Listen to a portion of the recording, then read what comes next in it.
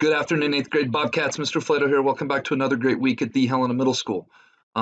This week's Bob lesson for the next few weeks, and actually for the rest of the school year here, was kind of thinking about how do I want to end Bob lessons for your middle school career here at HMS. And I saw a really interesting thread that one of my favorite authors came out with last week. Jordan Peterson, he's a Canadian psychologist, professor. He's had a couple books recently that I both read, 12 Rules for Life. This was his latest book that he wrote, and he kind of expanded on that a little bit and kind of did this Twitter thread, 42 Rules for Life. And now that you guys are eighth graders, kind of at the end of middle school, I thought it would be fun to kind of put some deeper critical thinking items out there, and kind of with the help of me explaining some of the vocabulary and maybe explaining how it's applicable to 14-year-olds and 15-year-olds moving forward. So we're going to go down a little 3-week journey on that. I'm hoping that everybody picks out a couple things that really mean something to them. Jordan Peterson is somebody that I'm a big fan of. I don't agree with everything he says or his philosophy on everything. Just like with Bob Lessons, everything that I put out isn't my word is not gold. You've got to decipher and pick and choose what really speaks to you and what has meaning to you, the same way that I do with all of the authors that I read, so on and so forth. So I'm hoping that a few of these rules grab you all or mean something to you, and something that can be beneficial here your last few weeks at HMS. So let's get rocking and rolling on this part one of 42 Rules for Life. Make it a great week. All right, here we go. This week's Bob lesson is titled 42 Rules for Life. And this was taken from Jordan Peterson's 42 Rules for Life Twitter thread that we're going to go through. Important to give the original author their credit. Not trying to plagiarize here. All right, but before we get going, let's be our best this week at HMS. Let's be safe, let's be responsible, let's be respectful, let's be a learner. All right, let's get rocking and rolling. Rule number one, tell the truth or at least don't lie.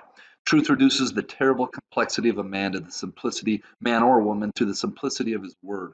Truth is the ultimate, inexhaustible, natural resource. It's the light in the darkness. If I can say one thing about life moving forward, so much of life is about relationships. And the quickest, easiest way to destroy a relationship is to lose credibility and to lose trust. The easiest way to lose credibility and lose trust with our fellow human beings in life is to be dishonest and not tell the truth.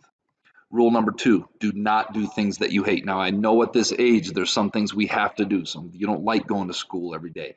This rule speaks to more when you're an adult. Don't waste your time doing things that you don't want to do. Watch yourself. If you see that you're doing things that make you hate yourself, consider the cost of continuing. Rule number three, act so that you can tell the truth about how you act. Stop doing things that you know are wrong, that you could stop doing. It might be a little thing, that's fine. Stop doing it and see what happens. You strengthen yourself. And that rule to me is all about self accountability and acting in a way to where it's very easy to be honest because you have nothing to hide. Rule number four, pursue what is meaningful, not what is expedient. What's expedient is what's quick, what's easy, what's convenient. There is no faith, no courage, and no sacrifice in doing what is expedient. To have meaning in your life is better than to have what you want, because you may neither know what you want nor what you truly need. I will say that nothing worth having in life, whether it's relationships, whether it's sports or activities, whether it's a job someday, everything that has value does not come easy. Nothing that comes super easy is really that valuable. Something to think about. Rule number five, if you have to choose, be the one who does things instead of the one who is seen to do things. If you fulfill your obligations every day, you don't need to worry about the future. So much of life is having substance, doing the right things, doing what is right, not putting on a front, not putting on a facade. And to me, that's what this rule really speaks to. Rule number six, pay attention. What do you do if your life isn't in order? Pay attention. Paying attention is like watching for something you don't know. It's an unbelievably powerful force. This rule to me is about having awareness and mindfulness of what's going on in your life, how you're living your life, spending time to slow down, reflect, and pay attention to everything around you and everything that's going on in your life instead of being just a robot going through the motions. Rule number 7, assume that the person you are listening to might know something that you need to know. You want to enter into a conversation so that you come out wiser than you went in. There's so many people around us that have so much knowledge to give us. I love finding and having conversations with people that are older and more established in life than me because I feel like there's so much wisdom and so much you can learn from other people. Rule number 8 is closely tied to this. Listen to them hard enough so that they will share it with you. The sympathetic responses during a genuine conversation indicate that the teller is valued and that the story being told is important, serious, deserving of consideration, and understandable. One of my favorite quotes is, don't listen to respond when you're talking with people. Listen to understand other people. That's what being a great listener is all about. Rule number 9, plan and work diligently to maintain the romance in your relationship. So this is more for the adults, but some of you are going through the dating stuff or on the precipice of doing the dating stuff. Um, and this is also very much real for your friendships as well. Allow yourself to become aware of what you want, need in relationships. Have the decency to let your partner or your friendships in on the secret of what you want, what you need. Do not expect the beauty of love to maintain itself without all out effort on your part. Romantic relationships are just like platonic friendships, just on a more serious level.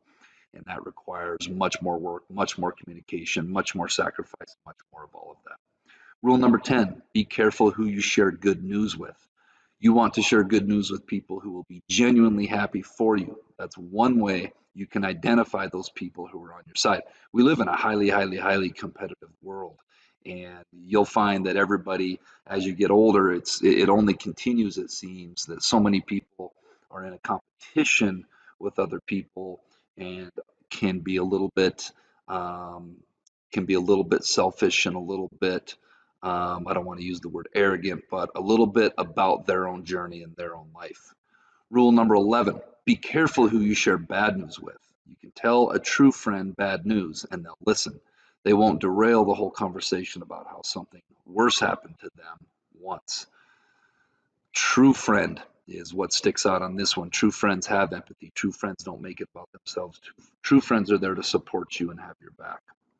Rule number 12, make at least one thing better every single place you go. I'm on the side of the person that wants to do something positive with their life. Start by maximizing the quality of your life.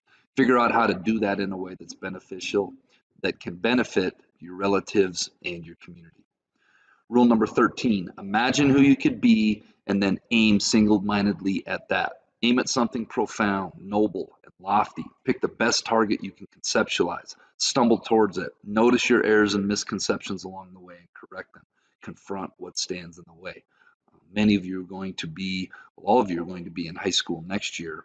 And every year that goes by, we need to become more and more aware of who we are and what we want to do. And we need to really start making some plans. And I think everybody that is listening to this is capable of doing something more noble and more lofty, more profound, and higher than they even think that they can do.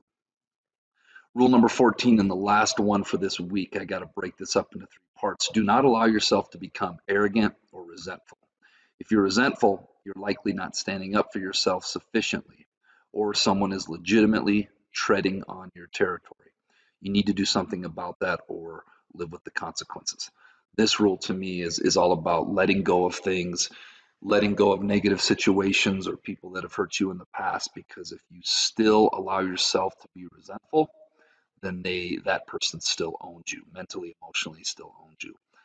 Also standing up for yourself in general, and that shows high levels of self-respect when you don't let people walk all over you and you don't let people disrespect you. All right, this week's quote of the week comes from Mr. Elon Musk, somebody certainly that is very popular in our culture today with some of his inventions and the way he does business. And it is very closely aligned with rule number 7, assume that somebody that you are talking to knows something that you don't. And the quote of the week is, I take the position that I'm always to some degree wrong And the aspiration is to be less wrong.